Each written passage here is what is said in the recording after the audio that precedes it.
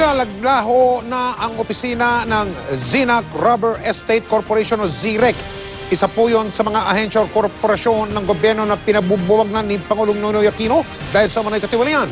Ayon sa report ng COA, diyan sa ZIREC na yan, idinaan ang halos 200 milyong pisong pork barrel ng mga mambabatas bago pinagamit sa mga questionable o kaduda-duda ng mga NGO. Nakatutok si Maki Pulido.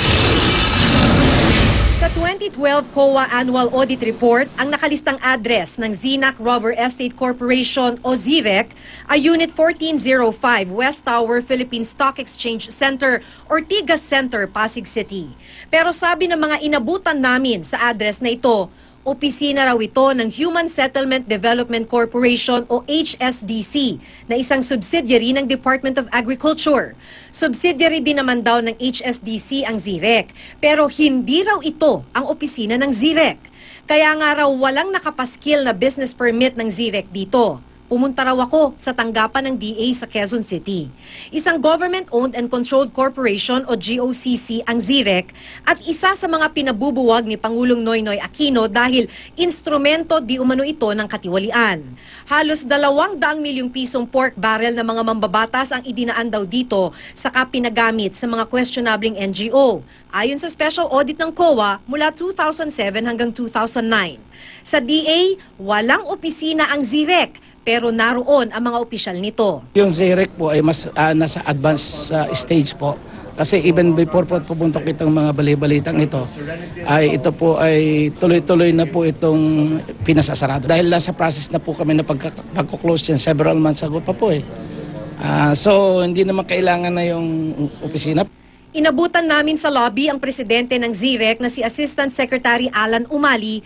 Gusto sana namin siyang tanungin tungkol sa mga isyong bumabalot sa ZIREC. Pero di niya kami kinausap. Sa halip ay tumakbo papalayo sa amin. Tulad ng ZIREC at NABCOR, bubuwagin na po ang mga GOCC. Maliban sa ZIREC, pinabubuwag din ng National Agribusiness Corporation o NABCOR na isa ring GOCC. Sabi ng Pangulo, wala naman daw kasing silbi ang mga ito, kundi maging instrumento ng katiwalian. Kinausap naman kami ng presidente ng NABCOR na si Honesto Baniked, hindi lang sa tapat ng kamera.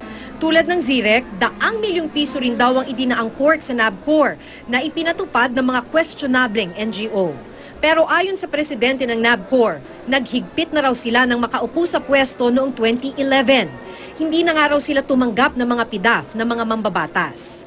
In fairness to the previous, not the previous, but the current administration, we institutionalized change. In fact, this is, everybody can attest to that.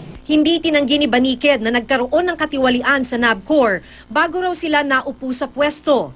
Inaayos naman na daw nila ang sistema, pero kung magiging source of corruption lang daw ang ahensya, tama lang, nabuwagin na ito. We also, agree to the idea of which the President said na dapat i-dissolve. Kung yan ang magiging source ng corruption lang, ay hindi dapat talagang tanggalin na.